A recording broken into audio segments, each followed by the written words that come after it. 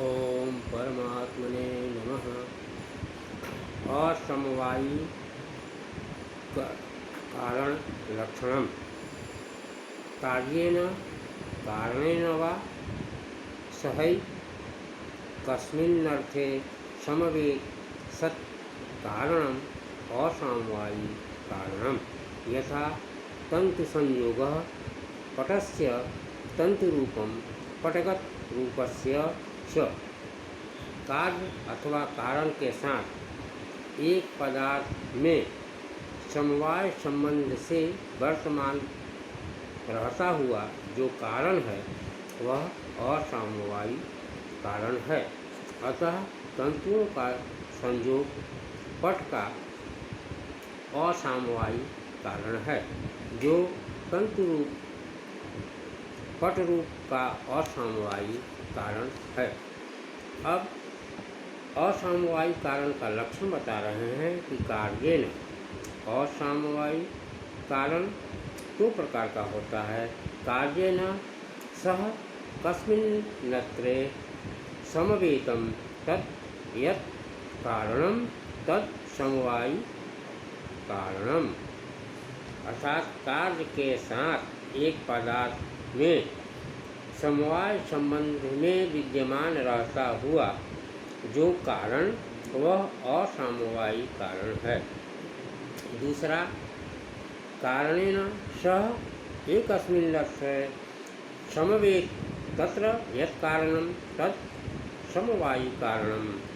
अर्थात कारण के कारण एक ही पदार्थ में समवाय संबंध में रहता हुआ जो कारण है वह भी असमवायी कारण है। प्रथम लक्षण का उदाहरण बताते हैं कि यथा तंतु संयोगः पटात्मक कार्य के साथ एक पदार्थ तंतु में समवाय संबंध में रहता हुआ कारण है और इसमें तंतुओं का संयोग का जो कारण है वही असमवायी कारण हुआ। इस तंतु में कार्य और कारण दोनों एक साथ है। सर्वत्र कार्य द्रव्य में अवयवों का संयोग ही असमवायी कारण हुआ करता है। फिर भी दृढ़ किया जाए जैसे तंतुओं का संयोग पट के प्रति असमवायी कारण है, यहाँ यह कार्य पट असमवायी कारण समवाय अर्थात अवयव और अवयवी का समवाय संबंध होता है और इस नियम के अनुसार तंतुओं में पट समवाय संबंध में विद्यमान है। इसी तरह कारण तंतु संयोग तंतुओं में ही संयोग संबंध से है। जिस तरह अवयव और अवयवी का समवाय संबंध होता है उसी तरह से जिस तरह अवयव और अवयवी का संबंध होता है उसी तरह गुण और गुणी का भी समवाय संबंध होता है। इस तरह कार्य पट के साथ एकत्र तंतुओं का समवाय संबंध में विद्यमान रहता हुआ तंतु संयोग रूप कारण पट के प्रति असमवायी कारण होता है। द्वितीय लक्षण का उदाहरण दिखाते हैं कि तंतु रूप घट रूपस्य तंतु में उसका नीला पीला आदि रूप होता है। पट के नीले पीले रूप का कारण है तंतुओं का रूप। वह पट अपने कारण तंतुओं में समवाय संबंध में रहता है। इस तरह तंतु में स्थिति रूप ही पटगत रूप के प्रति कारण है। वह तंतुओं का रूप पट के रूप के प्रति असमवायी कारण हुआ। इसका तात्पर्य यह हुआ कि अपने कार्य के समवायी कारण के साथ एकत्र समवाय संबंध में विद्यमान रहता हुआ कारण ही असमवायी कारण है। जैसे कि तंतु रूप ही पट रूप के प्रति असमवायी कारण है, यहाँ पर कार्य है पट रूप और उसका कारण है तंतु रूप। यही तंतु रूप पट रूप के प्रति असामयिक कारण है। इससे स्पष्ट हो गया कि द्रव्यात्मकम कार्य के प्रति उसके अवयव ही समवायिक कारण हैं और अवयवों का संयोग असामयिक कारण। असामयिक कारण के दो लक्षण कार्य और कारण के साथ समवाय संबंध में रहता हुआ कारण असमवायिक कारण है। प्रथम लक्षण के अनुसार अवयवों का संयोग और द्वितीय लक्षण के अनुसार अवयवों के गुण रूप आदि के प्रति अवयव के गुण रूप आदि का असामयिक कारण होते हैं।